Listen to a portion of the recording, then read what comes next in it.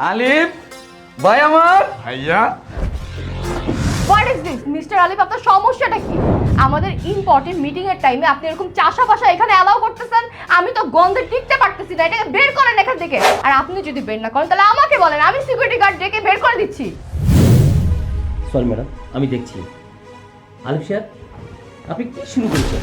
যখন আপনার কাছে এসেছিলাম তখন তো আপনি খুব বড় বড় কথা বলেছিলেন, আমরা দুজন এসেছি আপনার সাথে ব্যবসা ডিল করব, আর আপনি ঠিক যেগুলো কী করছেন, গ্রাম থেকে থেকে কারা আসছে, ওদের দুর্গন্ধে টেকা যাচ্ছে না।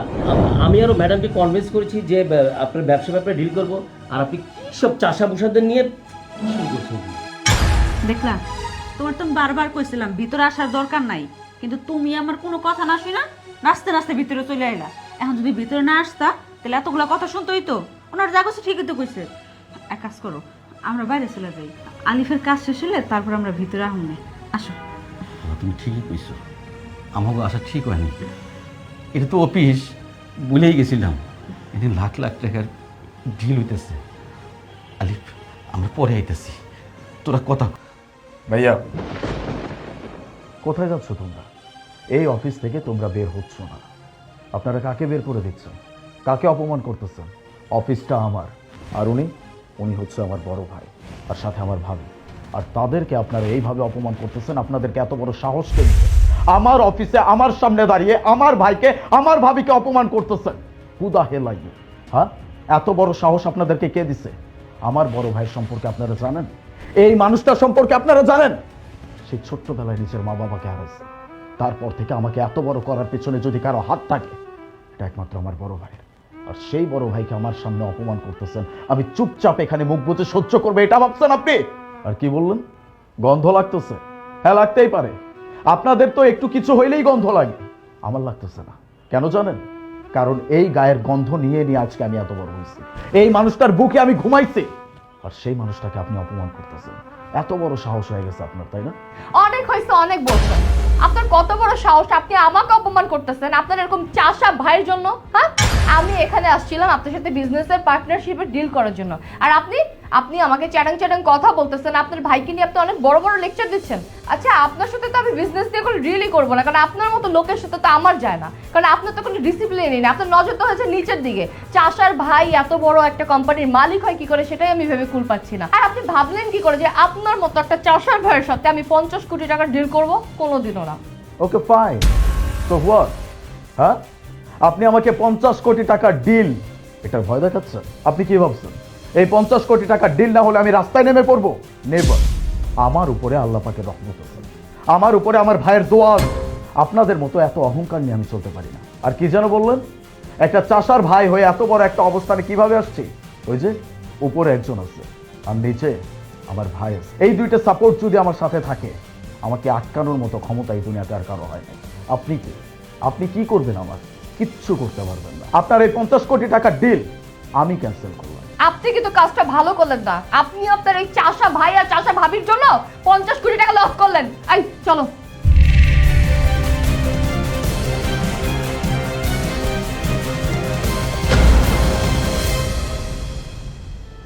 আলিফ ভাই আমার, তুই আমার লেগে 50 কোটি টাকার ডিল ক্যান্সেল করে দিলি?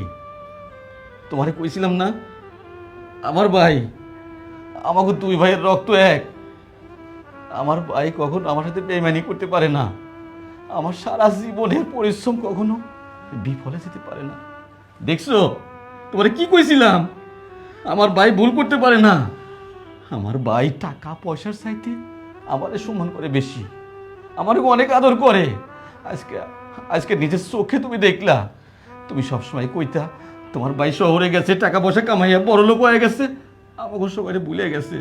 কি কইছিলাম আমি? আমার ভাই আমার সাথে বেইমানি করতে পারে না।